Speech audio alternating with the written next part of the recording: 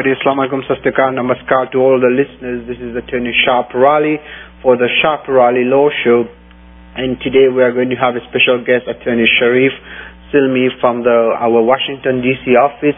He's going to work with us, talk to us, of course, about EB1, O visas, L1, etc.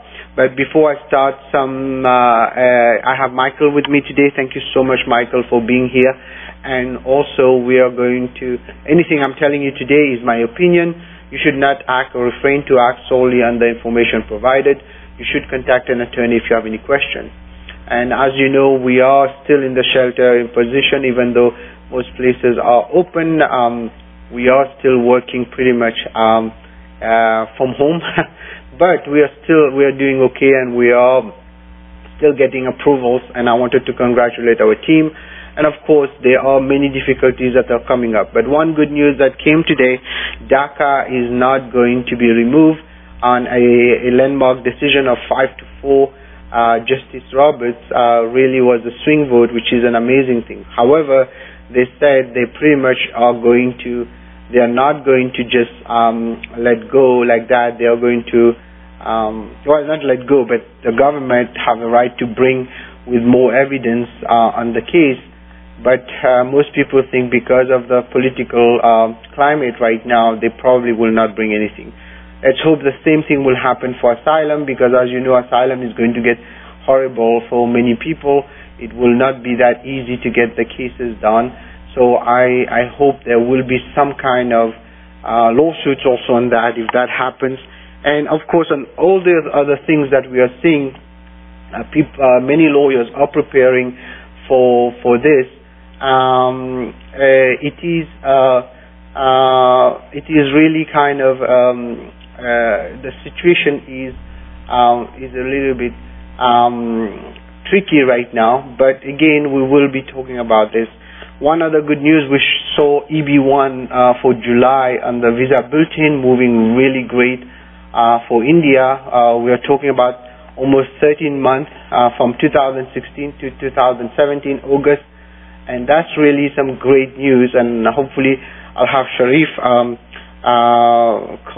being there and giving us a little bit more feedback on this. Now, of course, we will also talk, I will start today talking about debt settlement, because I'm getting a lot of calls for people who are really kind of in trouble. If you need help with your debts, that's another service that one of our department of the law firm offers for people who are really kind of overwhelmed with debts. Check the blog yourdebtsettlementattorney.com, or give us a call 510-742-5887. We will help you to look into if you owe a lot of money on your credit cards, etc. We might be able to get you out of the mess. And the way it works is that we take it's a contingency basis. So if we get the case done, then we will take the money. If not, then you don't have to pay us. But that applies only for debt settlement, because immigration is very different, and we're going to talk more about immigration. For debt settlement, we can help you with credit cards. And if there is a market crash, we don't know yet, but it looks like it's coming, we might be able to also do it for second mortgages. And for that, we will be able to kind of cover all the topics in more details next week. But today we're going to focus on immigration, especially having Attorney Sharif with me. And Michael, I think, I don't know if Sharif is ready. Just let me know if he's ready, so you can go ahead and get hold of him. And also, just to quickly kind of summarize, we are in a situation where we are seeing some good news in all the mess, like I said, that is coming. All the bad news we have been seeing, we are seeing some good news when it comes to DACA, the deferred action for childhood arrivals. These are people who have come here and are meeting certain requirements. The court said the Trump administration cannot stop it, which is good news. Now I have to get the details if people will still be able to apply, because this is a really good program to protect kids that have come here and pretty much they didn't know what was happening, and they came here before they turned 16, and they have been here for a while. They should be able to at least a work permit. no, DACA is not purely, it's not a green card. So I think Sharif is there. Sharif, are you there? Yes. Hello. How are you? I'm doing well. I'm doing. Assalamu alaikum, Sharif. Good to hear from you. And we are going to talk, of course, about immigration. Tell us a little bit what's going on, because so many things is happening, good and bad. So let us start a little bit with the bad, and then we'll talk about the good. Sure. Obviously there are, it becomes election season. It is a little bit crazy season. So there are efforts by the administration to put in place certain limiting factors. I think that a lot of us understood that with the Trump administration, it's going to be a real test of American institutions and whether this is truly a country of laws or a country of men. And I think that we're seeing the response now. Even from a conservative Supreme Court, we are seeing certain, defenses of immigration practices, and we've seen with the DACA decision today that when the administration does things out of spite or without the proper reasoning, the courts will not hesitate to intervene and overturn those. So it was unfortunate that they did not take that position with the past Muslim ban, but at least with respect to DACA, they have made the proper decision, and that is definitely a good sign that we have seen with respect to today.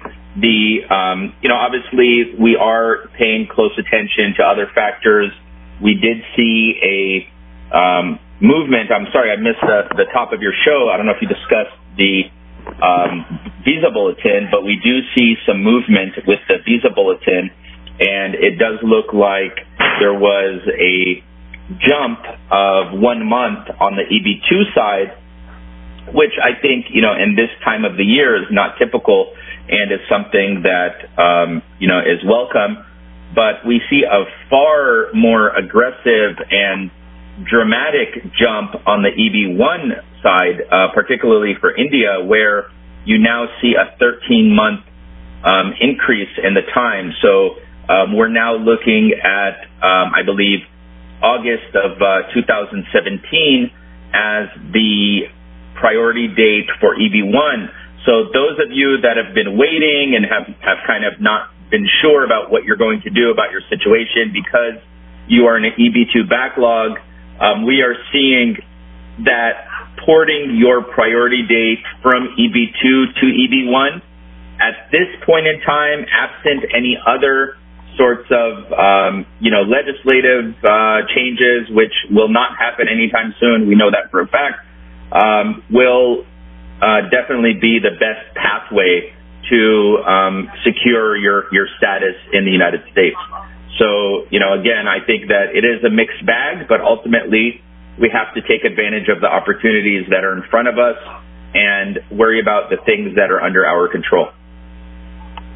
Exactly, Sharif. Especially right now, it gives a little bit of courage to people who are fighting for this to go ahead and keep fighting. Especially now we are going to see asylum getting stripped, and I'm hoping there will be a huge action, a bit like the ABC lawsuit that is going to come up on that, because if they are stripping asylum, which is pretty much a treaty under the Human Rights Convention, and now suddenly they're making it so hard for people, and now we're seeing a lot of people suffering in their home country, and stripping that is going to be really bad. And I'm hoping that there will be a massive lawsuit also on that, and all the other stuff, pretty much, because right now most lawyers have been kind of reactive, but now things are getting really changing, and we know there are movements around, and political suicide also, one of the reasons DACA didn't get taken away.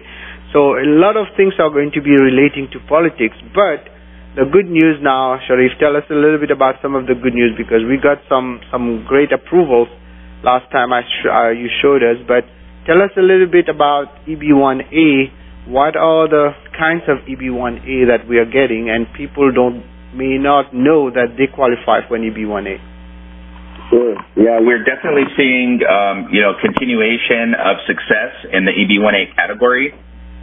There is, I think, a situation where people have come to the realization that this is the best approach for them to take when they are struggling in the EB2 visa backlog. When I look at the overall number of cases and which ones have been, approved, we do see lots of success with respect to cases that are related to some kind of government interest. And that can really apply broadly because, economic benefit is obviously in the government's interest.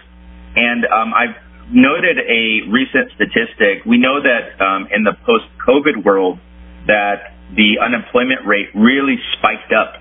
What is interesting is that the unemployment rate, even under COVID-related situation, for jobs that involve some kind of information technology background, the unemployment rate did not increase.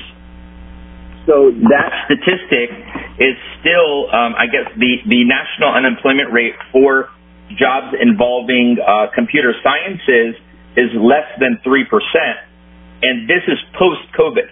So when you have, the administration and others arguing that, we need to preserve American jobs in light of COVID and trying to restrict certain immigration categories, that is absolutely and totally, contrary to the facts that exist, because we do see data now that proves the jobs, and I have it in front of me, computer occupations, and this is provided by the National Foundation for American Policy, shows that in January of 2020, the unemployment rate in computer occupations was 3%. In May 2020, the unemployment rate in computer occupations is 2.5%. So it's actually gone down by 0.5 point, and that's a significant drop when you look at from 3% to 2.5%. It's a huge drop.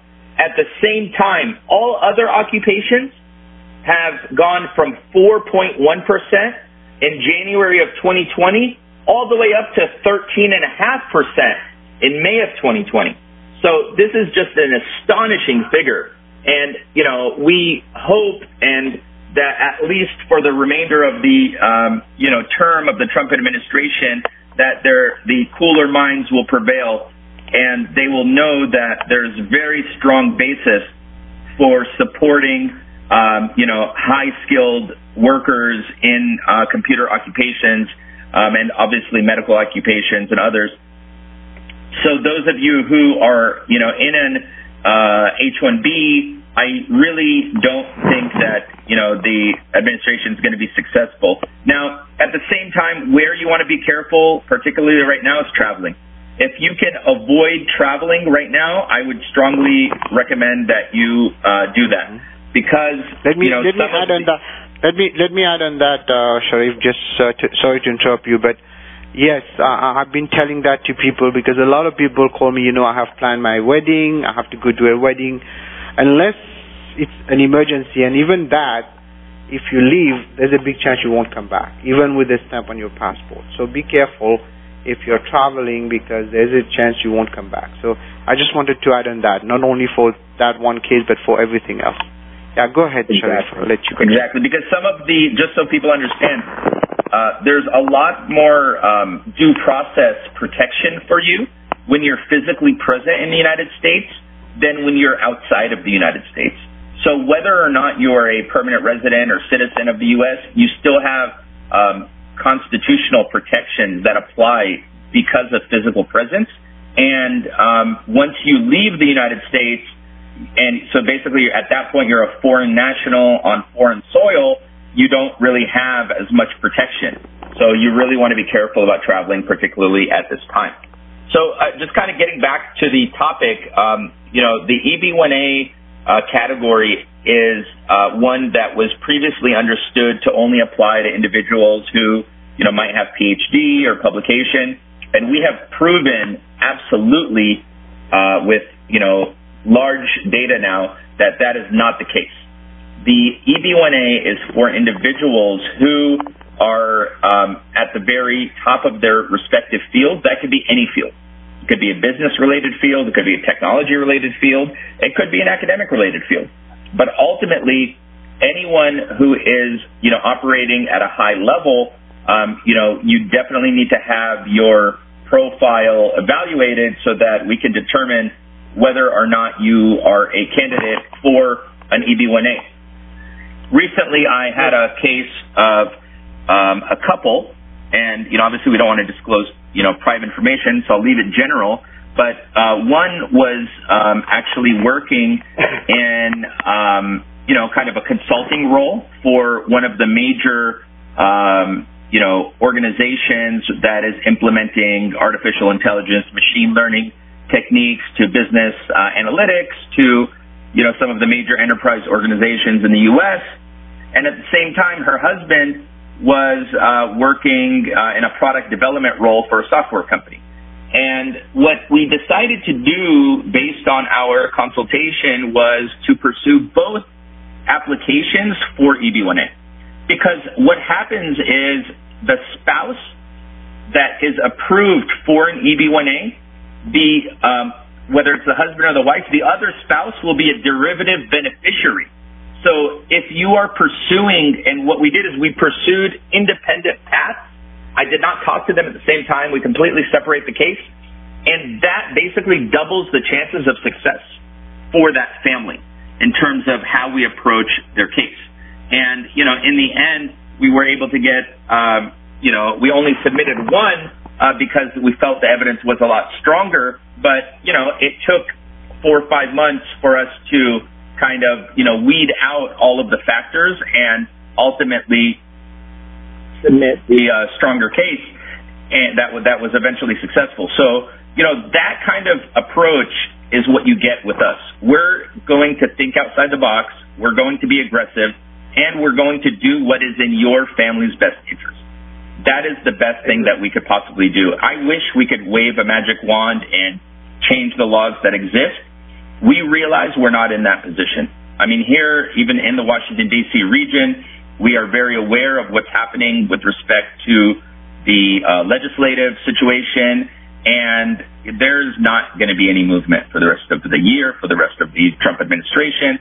And the major opponents to some of these bills that would actually change the country quota are big-time Democrats.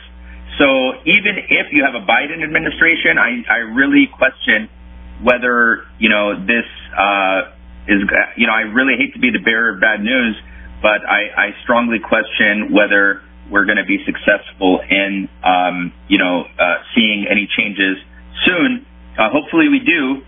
We're definitely advocating for that. But, in the meantime, we need to take matters into our own hands, and you need to worry about your family, you need to worry about your children, and you need to worry about your own status. So that is why we have successfully taken people from the EB2 backlog and ported them into the EB1A and have seen so much, really great success. So, I could go into the details of what kind of a successful approach looks like, if you'd like, or, we can discuss other questions, whatever you think is best. Let me kind of intervene here. This is very interesting what you mentioned, because I've been working pretty much under full administration, I think, as a lawyer, and nothing has really happened under either the Democrats or the Republicans in the Congress itself, except bad laws. Most of the things that you have seen happening lately was under Obama, was under executive order, and most of the bad things happening also were in the executive order under Trump. So now it seems like when it comes to immigration, it's a standstill.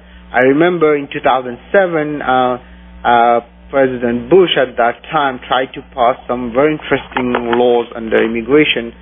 it was written by his administration, and they rejected it completely. Now, the same thing now under Trump, it's worse because he's already not pro-immigration, and we have all these issues happening. So I really kind of encourage people to look into those options of the EB1. And of course, we cannot guarantee you a win. It's not impossible. Even we try our best, it's pretty much sometimes. But so far, we have had more wins than loss, and that really makes us happy and proud. So tell us, Sharif, I wanted to know right now, what will you tell people if they ask you, hey, I talked to another lawyer and they told me no, there's no way you can have an EB1A. Note that EB1A doesn't require an employer. So tell us a little bit what you will tell people when they say that to you. Yeah, well, I will always start by asking people if the lawyer explained to them what the law actually says. And they say, yeah, of course, they told me that, I have my awards, or I have publications, or I don't have publications, therefore I cannot qualify. And that, to me, is the first indication that the advice they got was not sound. In order to qualify for an EB1A, we need to demonstrate 3 requirements. The first requirement is to demonstrate that you will prospectively benefit the United States, that you will bring about future benefit to the U.S. And this is not something I'm making up. I know it's not on the USCIS website, but if you actually take the time to read the Immigration Naturalization Act, when it comes to the EB1A section, that is the specific requirement. Number 1, that you will prospectively benefit the United States, that you're going to bring about future benefit to the U.S. This is demonstrated by, number 1, working in an area that is naturally or intrinsically beneficial to U.S. interests, and being in a position to advance that interest. So that is the first requirement. So working in an area that will benefit the U.S. and being in a position to benefit that particular area. The second requirement is the big one, which everybody knows about, and that is demonstrating that you have already achieved sustained acclaim that is recognized within your field of endeavor. And recognition is really the key factor here. How do we demonstrate that you are recognized?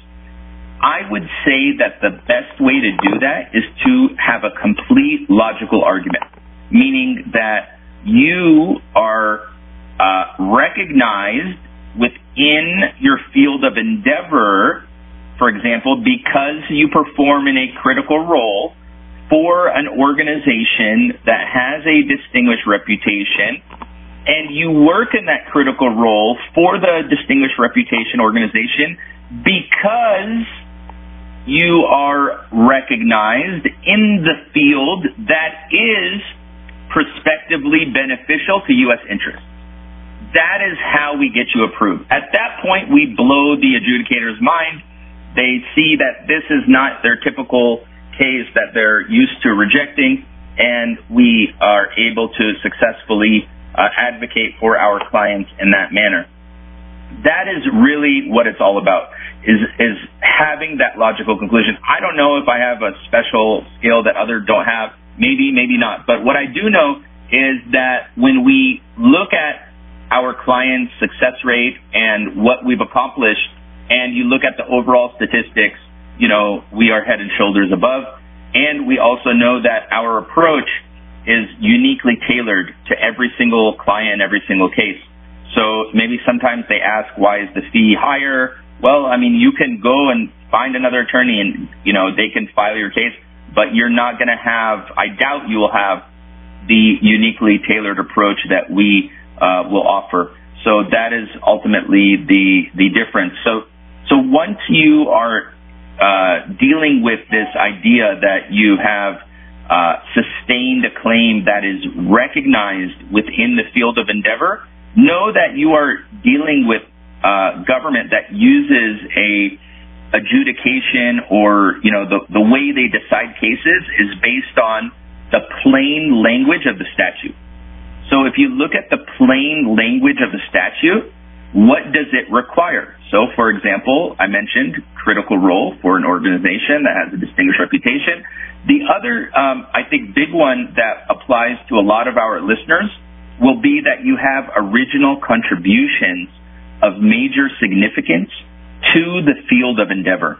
Now, this is not about, okay, I've become a technology supervisor, director at a major software company. That is my contribution. No, that's wrong.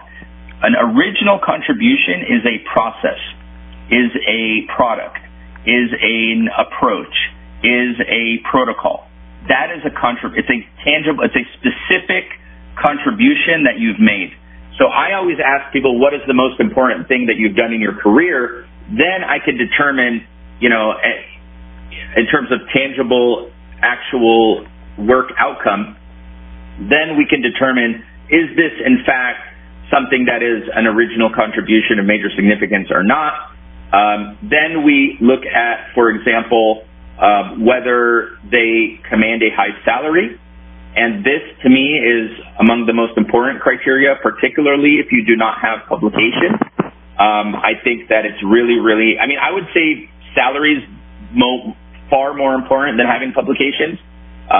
If you can demonstrate, and know that you don't have to show that you're earning a high salary. You need to show that you command a high salary. So again, looking at the plain language meaning of the statute is very, very important. So, for example, if you happen to be earning less salary than you have previously earned, that will allow you to use the previous salary as the basis for your commanding a high salary. Or if you have a job offer that outlines a specific salary amount, then that could be the basis for your commanding a high salary. The fourth area that will, possibly apply to many of our listeners would be that you have reviewed and judged the work of other professionals or peers within your field or an allied field of endeavor. So it doesn't have to be in the exact field. It can be in a related field. And also know this does not have to be your traditional journal review. It's not like, okay, I reviewed the work of others, and the only possible context in which I can review the work of others is doing journal review. That is a very simplistic, understanding. You have to understand that if you have somebody that can kind of, approach these from different angles, then perhaps there's something in your past that we can utilize to show this factor. But it's not a matter of only reviewing peer reviewing journal articles. So I want to make that very clear. The fifth thing that I would look at is potentially whether... let me interrupt you on one thing, Sharif. Just to let people know, if you need help, I forgot to mention that you can call us 510-742-5887, 510-742-5887. Because every time people tell me we keep talking, we don't give the phone number, so I'm going ahead and keep giving it in the middle, so sorry to interrupt that. So go ahead, Sharif, proceed. What about the EB1, the situation that we're with, what people don't know about? So the fifth, thing that I would look at in terms of, and always remember that all of these criteria are a part of a requirement called demonstrating that you have sustained a claim that is recognized in your field of endeavor. So it does not mean that if you are able to meet minimum of three of these criteria that your case will be approved. Your case will be approved. You can demonstrate that you have overall reached a high level within your field of endeavor. So it's definitely a big indication that your case will be approved, but it's not determinative.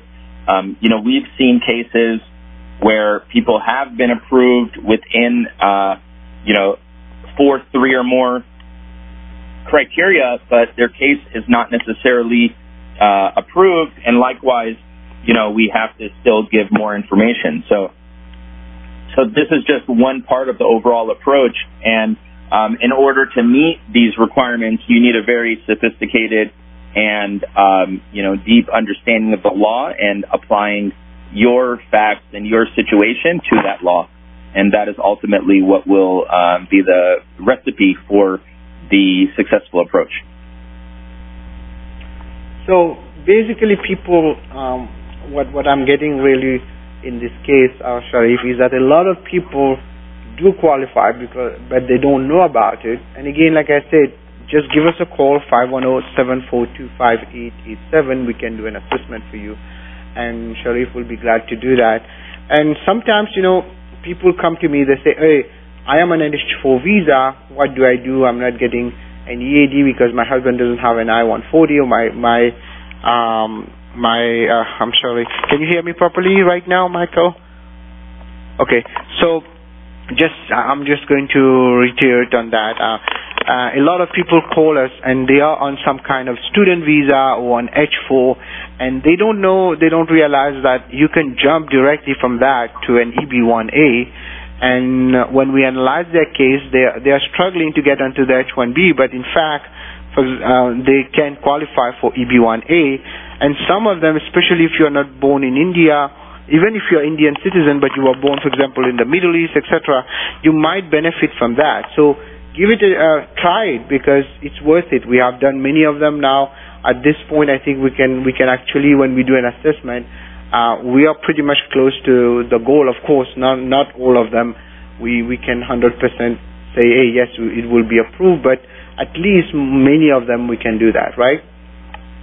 Absolutely. No, absolutely. I think that we have confidence in our approach, and we can usually be able to give an understanding to the potential client of what the situation will look like. And as long as they are willing to put in the work and, get the evidence that's needed, some people think that, all you have to do is just, give a few letters and everything's going to be okay. That's not the case, to be honest with you. I don't think that it's a matter of just supplying letters. I think that you need to really have a comprehensive approach that is nuanced, that is sophisticated, and that's unique to your fact pattern.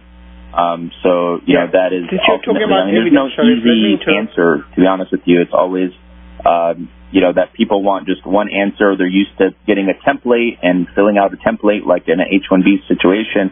This is not the H-1B situation when it comes to an EB1A.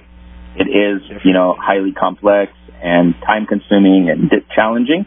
But ultimately, the reward is, very powerful and one that can really change people's lives, as we've seen, over the years. Yes, Sharif, let me interrupt you here, because you were talking about evidence. Many times we will talk to people, they will tell us they have this and that, but then when it's time to provide the evidence, it becomes a different issue.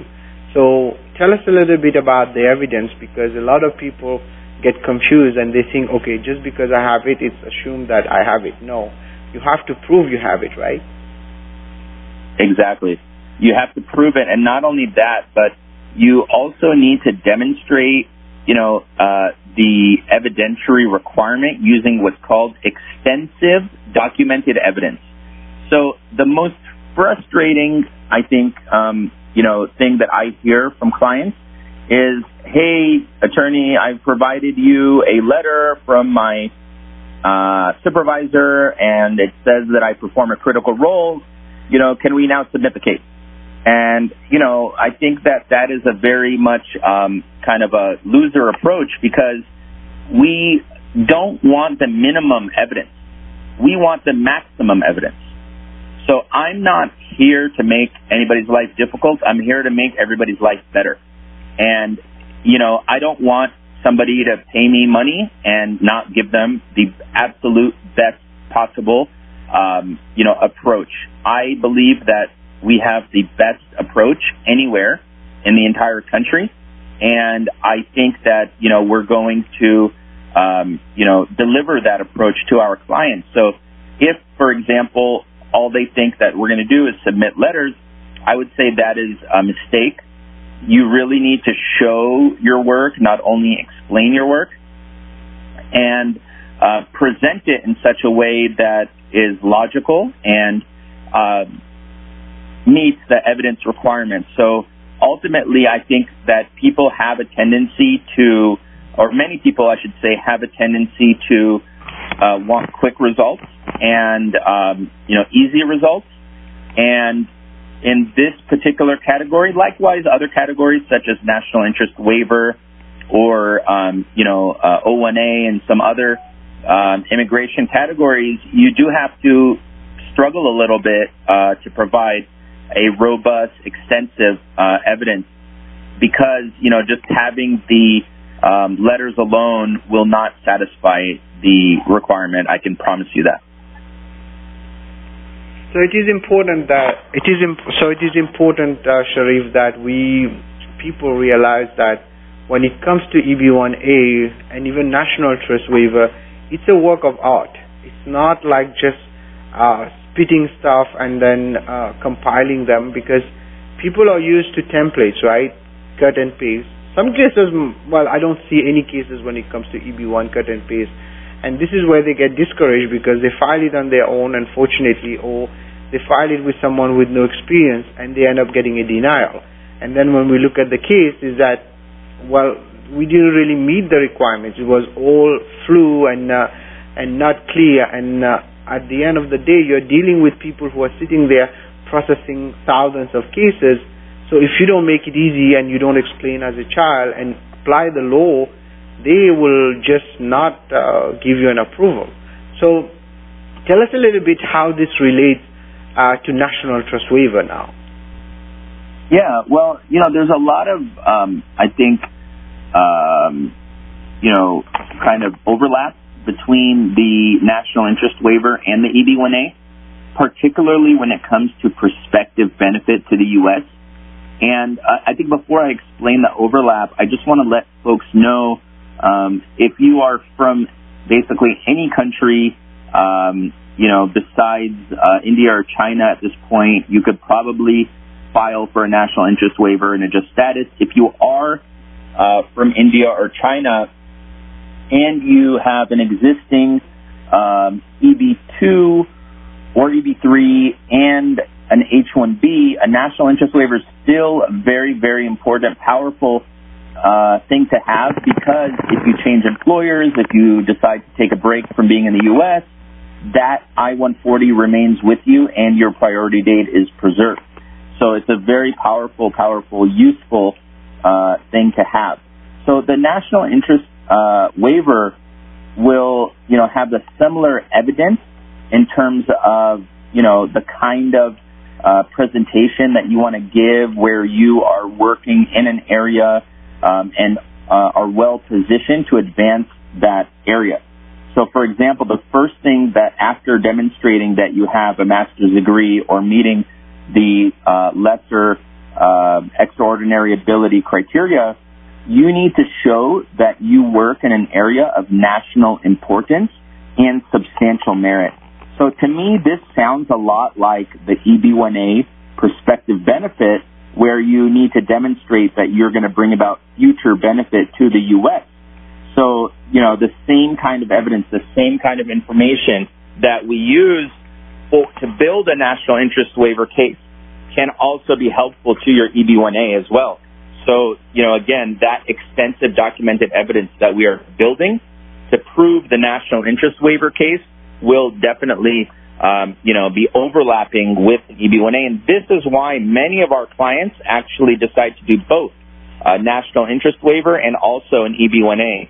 And this has proven very successful because, for example, if someone is, let's say, a product developer working on artificial intelligence, machine learning solutions, and, they probably need a very, lengthy kind of approach to their EB1A situation because they don't yet qualify for EB1A, but if they work with, our team maybe over a period of 8 months, 9 months, or a year, they might, build up the evidence. Well, probably 3-4 months into that, they will have enough evidence to file a national interest waiver.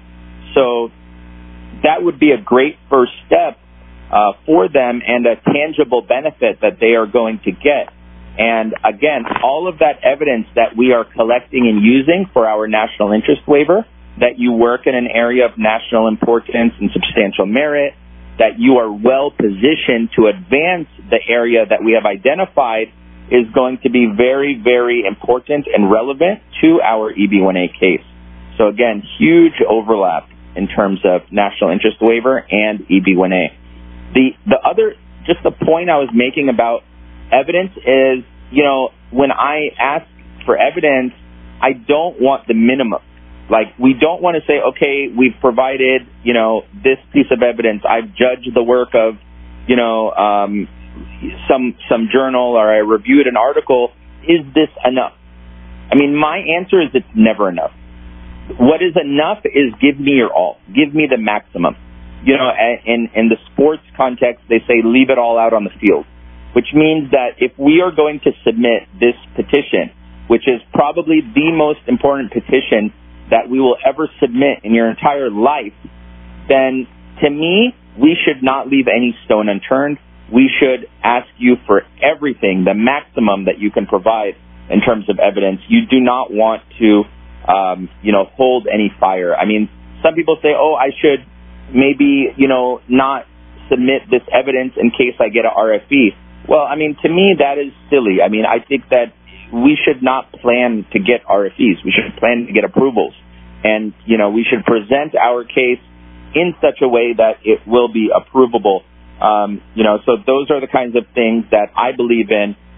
Some people say, well, are you sure we should submit, premium processing now that it's back? Because I heard in the forums that if you submit premium processing, they are going to carefully review the petition. And I always say, well, I mean, if you read the cover letter, I request and ask them to carefully review the petition. I want them to carefully review the petition.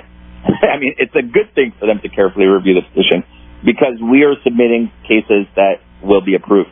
So, that is a little bit, of kind of our approach and our attitude towards this, and hopefully people out there can benefit from it, not only in the EB1A, also in the other context, whether it's an O1A for somebody who, maybe is earlier in their career that wants to, take on another role, possibly in a tech startup situation, and, wants to get that temporary visa that's, that is not part of an H-1B situation, or if someone is looking at a national interest waiver, also, many other categories of, immigration benefits as well.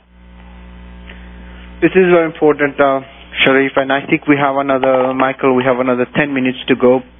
So let's just talk a little bit about EB1B and EB1C, although we don't do many of them. EB1C we do a lot. EB1B, the problem is unfortunately you're highly dependent on an employer, and EB1C also. Let us talk a little bit about EB1C, Sharif, because we get a lot of questions on that. Who qualifies and who can use EB1C, and do they have to be on an L1 to do that? Yeah, so the EB1C is a first category immigration for individuals who are multinational managers or executives, meaning that you work in a managerial or an executive capacity for a multinational organization. So a multinational organization is an organization that has a presence, an office, or some sort of business presence in the United States and outside of the United States. Let's take, for example, the idea of an organization that has a tech firm, for example, that has their service end maybe in India, and they might have a sales end in the United States. And, they want to bring over someone who's like an implementation, expert that is, managing the implementation of the software from India. So this person would be considered what's called a functional manager because they're managing a function of the business, in this case, the implementation of the software for clients. So that individual can, let's say the company in the U.S., the sales, tech organization has existed for several years. It's not a brand new baby. It's something that has existed 4, 5, or 10 years. And, they has a decent amount of financial records and is just a solid, well-grounded organization.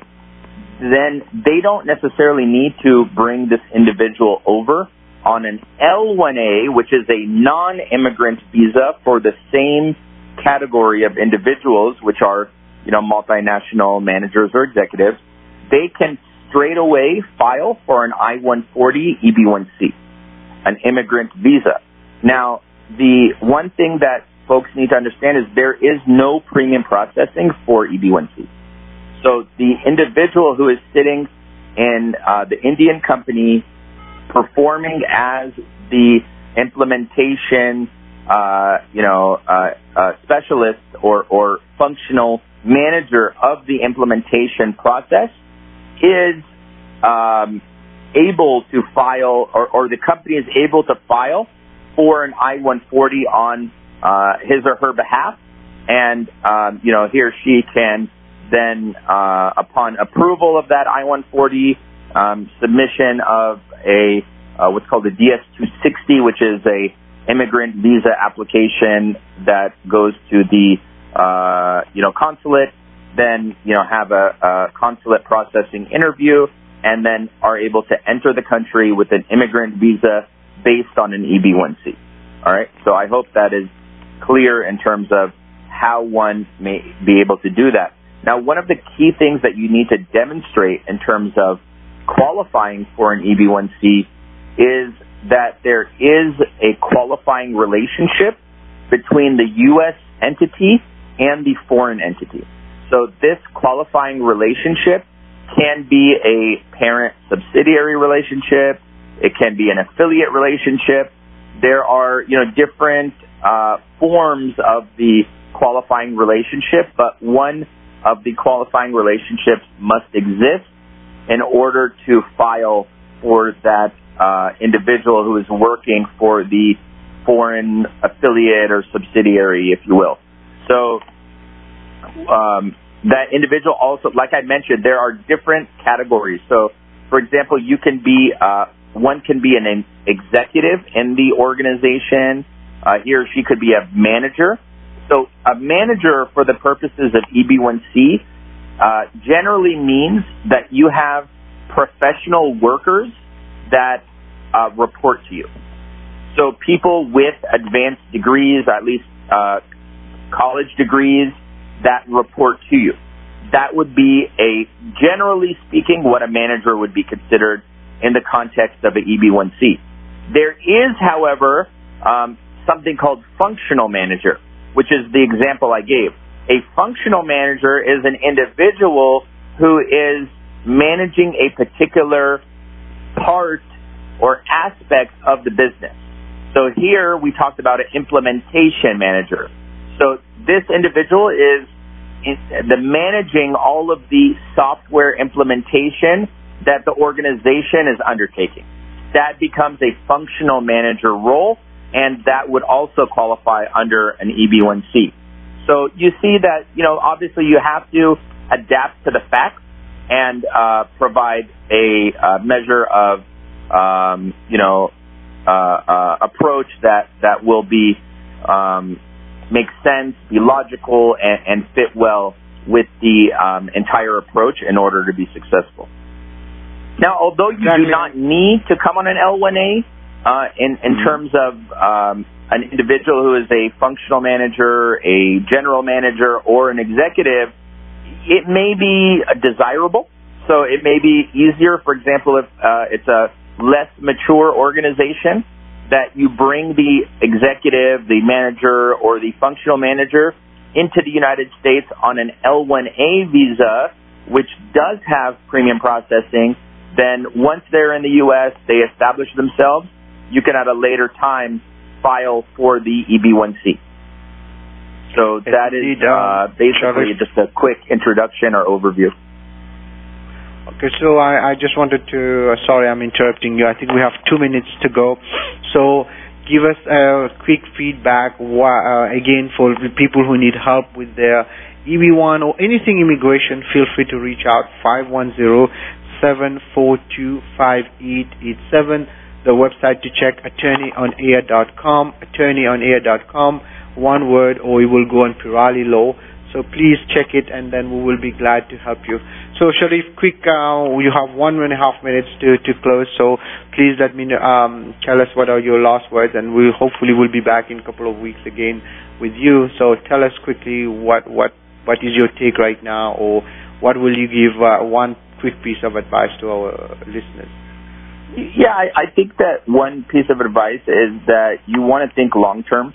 A lot of folks tend to be very caught up in the moment at times, and I think that we've seen, first we were going crazy over coronavirus situation, and, the world is coming to an end, and then, the race, riots are happening, and everybody's, over anxious. Now we have elections coming, and things are, going to get crazy. But I would just, forget about all that. You are, if you are in a situation where you're on an H-1B and an EB2 backlog, let's think logically and strategically about what is in your best interest, what is going to make your life better, what services can we present and provide that will, improve your lot in life. And, ultimately, we're not going to do any harm. I mean, we're not going to do anything that would jeopardize your existing status. We're only going to try to make things much, much better. For those of you who are outside of the United States or are thinking about, other measures to take, such as EB1C, it's always good to get advice in advance. You don't want to jump into things or do things without properly vetting them or, running by them. And ultimately, having the counsel and advice of, a licensed attorney that is experienced in these matters is very important. So, as, Attorney Shah provided the phone numbers, please, call us and, or send an email, info@peerallylaw.com, and, we'll definitely reach out to you and make sure that we are meeting your needs. Thank you so much, Sharif. So I'll let you go, Sharif. Thank you so much for that. And just to let people know, we were going to upload this show on the YouTube channel, youtube.com/Shah Peerally Law. Please subscribe. And I think Sharif. So thank you so much, Michael.